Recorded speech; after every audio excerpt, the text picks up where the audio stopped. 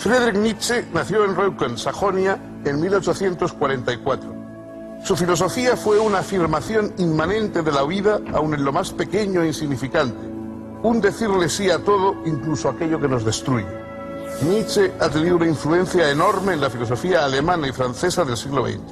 Ha cerrado la historia de la metafísica europea y ha anunciado el destino de los próximos siglos, la difícil tarea de la superación del nihilismo.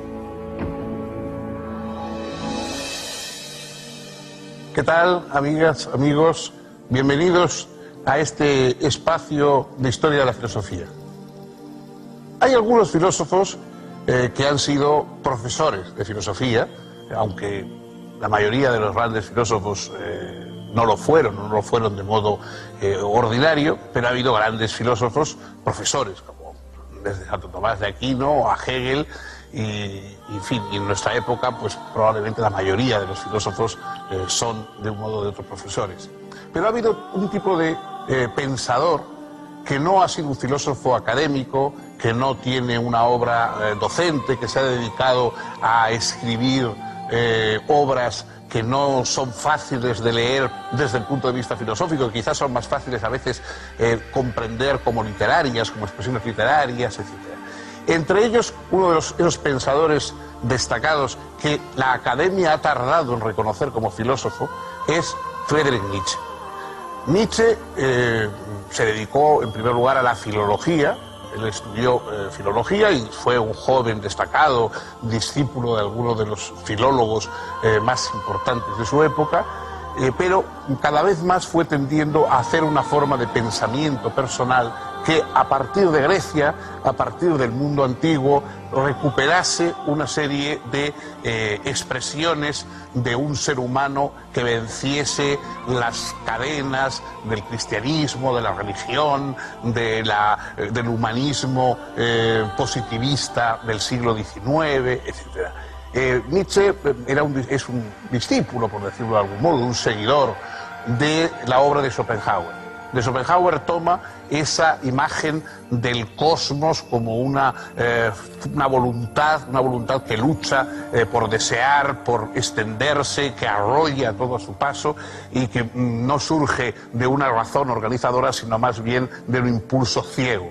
Pero, a diferencia de Schopenhauer, que ve esto como una fuente de dolor y como una fuente de sufrimiento, Nietzsche lo mira desde un ángulo trágico. Es decir, sí, hay sufrimiento, pero también hay una profunda alegría, una profunda exaltación. El propio Schopenhauer, en un momento del mundo como voluntad y como representación, dijo: quizá haya alguien que un día, esto que a mí me parece angustioso, esta idea de que todo da vueltas, de que vuelve siempre los mismos deseos, los mismos pensamientos, la misma insatisfacción, quizá esto él sea capaz de verlo como algo afirmativo, necesario, positivo, incluso alegre. Bien, pues esa persona que cumple esa profecía de Schopenhauer es Nietzsche. Él vio ese mundo que regresa, ese girar de los eones, de los deseos, de los impulsos humanos, todo ese cosmos que gira, él lo vio como algo positivo, como algo de lo que podemos ir obteniendo una superación y una exaltación personal, hasta pasar del estadio humano a algo superior, a algo más alto que lo humano, que él llamó superhombre.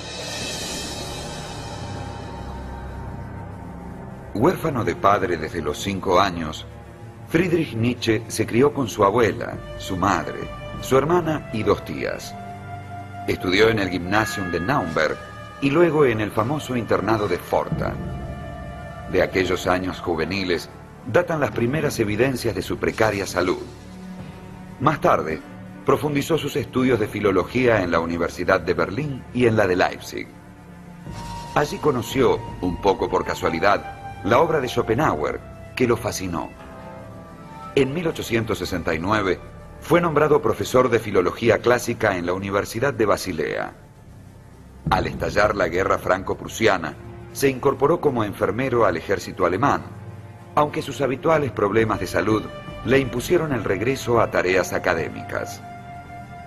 En Basilea conoció al compositor Richard Wagner, que ejerció una enorme influencia sobre él. Nietzsche entendía que Wagner representaba la renovación de la cultura alemana. No es extraño, por eso, que la primera obra del filósofo, El origen de la tragedia en el espíritu de la música, tuviera la intención de justificar las concepciones dramáticas wagnerianas. Esta obra constituye, junto con la inmediatamente posterior, Consideraciones intempestivas, la primera etapa del desarrollo de la filosofía nietzscheana. Significó el fin de la carrera de Nietzsche como filólogo clásico. Y es que los colegas de Nietzsche no supieron comprender que el análisis que presentaba no era en modo alguno filológico, sino netamente filosófico.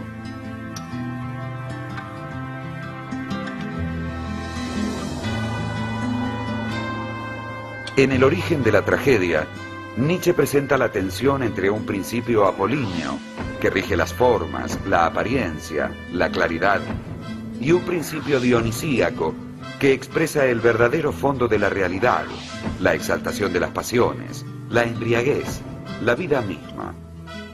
Así, en la tragedia, el artista proporciona un consuelo, mediante bellas formas, frente a lo puramente dionisíaco, amenazante y disolvente. Pero la tragedia entra en crisis en el siglo V a.C., según Nietzsche, en virtud del optimismo racionalista, representado por Sócrates y Eurípides. Entre 1873 y 1876, Nietzsche publicó 4 artículos que luego reunió y publicó bajo el título de Consideraciones intempestivas. Realiza allí una radical crítica de la cultura, la cual resulta tildada de estéril. En 1878 aparece Humano, demasiado humano, que abre la segunda etapa del pensamiento nietzscheano, en la que él se aparta de sus influencias y adopta una postura de rechazo de muchas de sus anteriores opiniones. En esta época abandonó la docencia universitaria y conoció a Lou Andreas von Salomé, que fue el gran amor de su vida. Junto con un amigo común, el poeta Paul Rée, decidieron vivir juntos en una especie de comunidad que resultó bastante escandalosa en esos tiempos.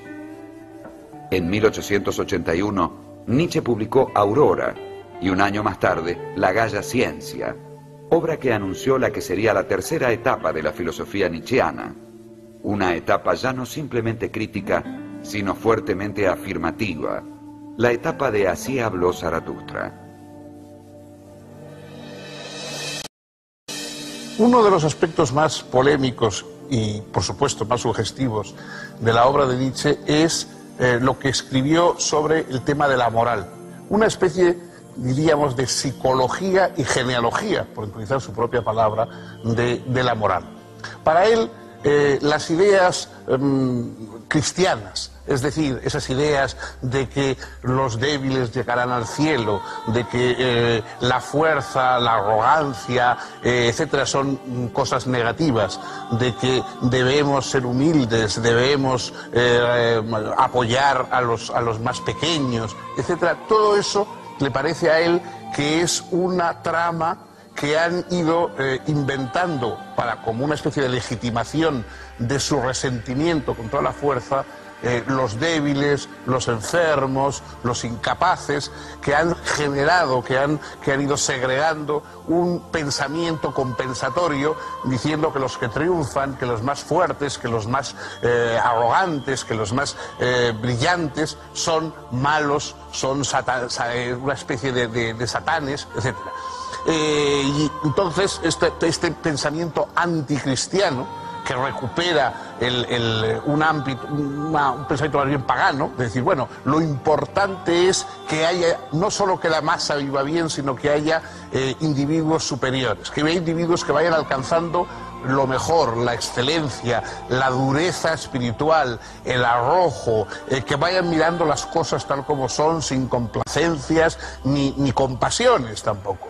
Este planteamiento, que Por supuesto, Nietzsche lo coloca más bien en el terreno más espiritual que en el terreno del mundo del poder, de la economía, pero por supuesto da origen a unas repercusiones que a nosotros nos suena, esa idea de la arrogancia, de la fuerza, de la imposición, pues nos suena a lo que fueron luego los nazismos y los fascismos europeos, sobre todo cuando la obra de Nietzsche hizo toda su obra en un periodo de tiempo muy breve, luego perdió la razón y vivió una serie de años, pero ya sin reconocer y sin poder escribir. La obra de Nietzsche cayó en manos de su hermana, y su hermana sí que de alguna forma le dio a todo un sesgo pro-nazi, hasta tal punto de que pues, Hitler visitó la casa museo de Nietzsche, etc. Por supuesto sería injusto decir que Nietzsche es algo así como un protonazi, porque su obra, por ejemplo, él era profundamente contrario al antisemitismo, etc. Y, bueno, su obra discrepa en muchos casos y en muchos puntos fundamentales de lo que luego fue el nazismo. Pero es verdad que hay algo de peligroso, algo de una ruptura excesivamente arriesgada en esa trasvaloración de la moral, esa trasvaloración de los valores que quiere poner encima lo que durante muchos siglos ha estado abajo, que quiere recuperar la fuerza y la insolidaridad individual frente al mundo de armonías y de consuelos y apoyos a los débiles, que ha sido siempre el planteamiento moral habitual. Es una apuesta arriesgada y como tal tiene efectos a lo largo del tiempo también discutibles.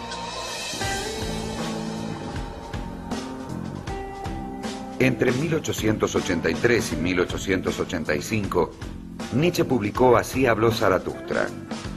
Sus trabajos previos lo habían llevado a la denuncia del agotamiento de la civilización europea judeo-cristiana, agotamiento que se resumía en la expresión Dios ha muerto, planteada en el libro tercero de la Gaia Ciencia. El descubrimiento de la muerte de Dios, según Nietzsche, nos pone frente al fenómeno del nihilismo. Pero ahora se plantea que esa muerte de Dios es también la más asombrosa posibilidad de crear, más allá de todo límite, en la apertura de un horizonte infinito. En Así habló Zaratustra aparecen por eso los temas característicos de la tercera etapa del pensamiento de Nietzsche: la voluntad de poder, el superhombre y el eterno retorno de lo mismo. Al hablar de voluntad de poder, Nietzsche señala que no debe pensársela como un trasmundo, al estilo de la voluntad de Schopenhauer, sino de una multiplicidad de puntuaciones dinámicas que constituyen todo.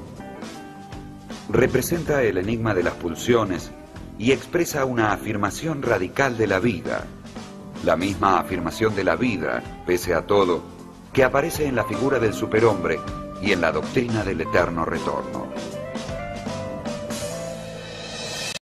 Prácticamente toda la obra de Nietzsche está formada por pequeños fragmentos. No sé si la palabra aforismos es la adecuada, son más bien trozos breves que van desde una línea hasta una página, en la cual toma un aspecto, toma una perspectiva de un suceso, de una observación psicológica, de un momento histórico, de un personaje, y con mucha fuerza, a veces con una ironía feroz, le da 4 o 5 vueltas y lo deja ahí para que el lector se quede impactado por ese meteorito, digamos, intelectual que cae sobre él.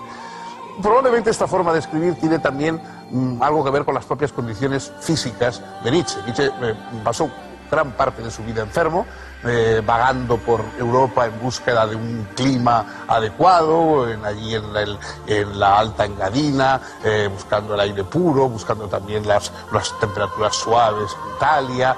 Y él tenía muy mal la vista, aparte de otros problemas físicos, y entonces escribir durante mucho tiempo le causaba tremendos dolores de cabeza. Por lo tanto, quizá los aforismos sean la medida de lo que él podía realizar de un solo golpe, ¿no? Un trabajo de horas más continuado hubiera sido imposible fisiológicamente, digamos, para él.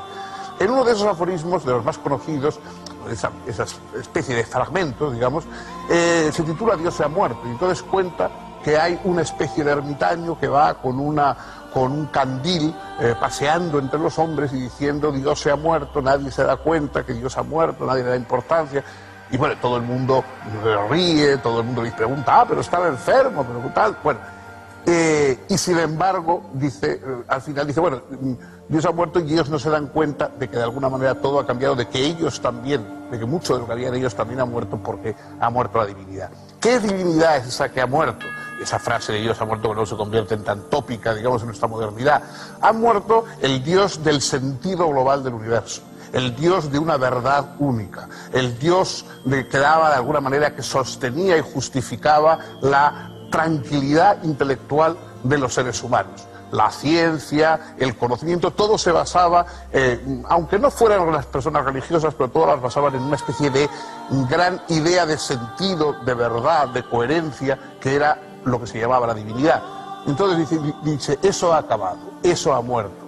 Estamos a las puertas de un siglo XX que él, de alguna manera, previó. Eso se ha hundido y ahora cada ser humano va a tener que sostener por sí mismo el sentido del mundo, el sentido del discurso. Ya no vamos a poder enchufarnos, digamos, a algún gran sentido cósmico, sino que vamos a tener que sostenerlo por nosotros mismos. De ahí la importancia de alcanzar esa especie de madurez superior intelectual que él llamó, con palabra equívoca, superhombre. La cuarta etapa del pensamiento de Nietzsche vuelve al planteo crítico. Comprende más allá del bien y del mal, la genealogía de la moral, el anticristo, el crepúsculo de los ídolos, el caso Wagner y su autobiografía Esse Homo. En 1889 Nietzsche sufrió un colapso, aparentemente debido a una sífilis, y debió ser internado con daño cerebral irreversible y parálisis general progresiva. Luego fue llevado a casa de su madre, donde fue cuidado por ella y por su hermana Elizabeth hasta su muerte en 1900.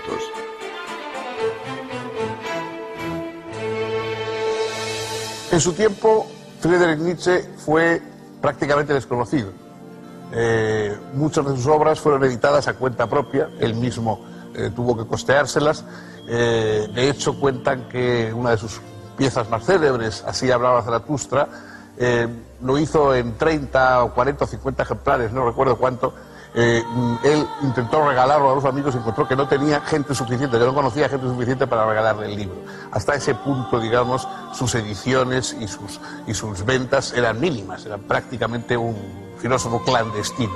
Sin embargo, ya en los últimos años, cuando él aún vivía pero estaba sumido en la locura y retirado, ya empezó a crecer su prestigio.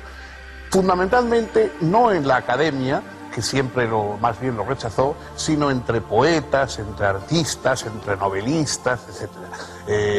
A comienzos del siglo pasado ya había una verdadera pléyade de autores que se reconocían particularmente en Nietzsche. Y eso ha ido aumentando a lo largo de todo el siglo XX.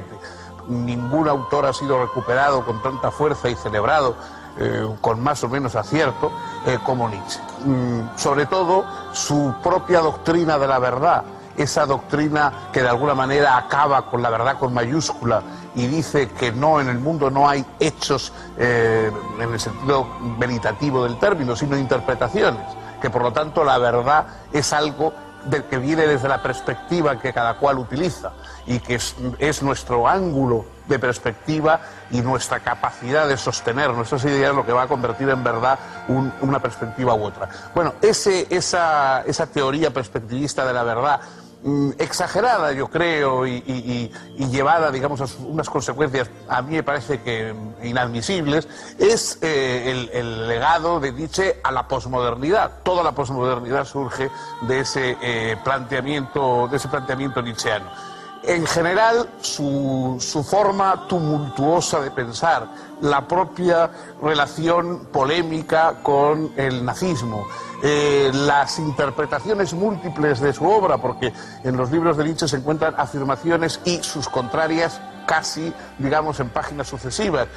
Los esfuerzos que se han hecho por convertirlo en un pensador conveniente, políticamente correcto, el desbordamiento que supone sus libros respecto a cualquier forma sentido común, digamos, filosófico, todo eso hace de él un pensador enormemente estimulante y también, por qué no decirlo, peligroso. Y esto es todo por hoy. El próximo día, otro filósofo, otra perspectiva y esperemos que la misma compañía de ustedes.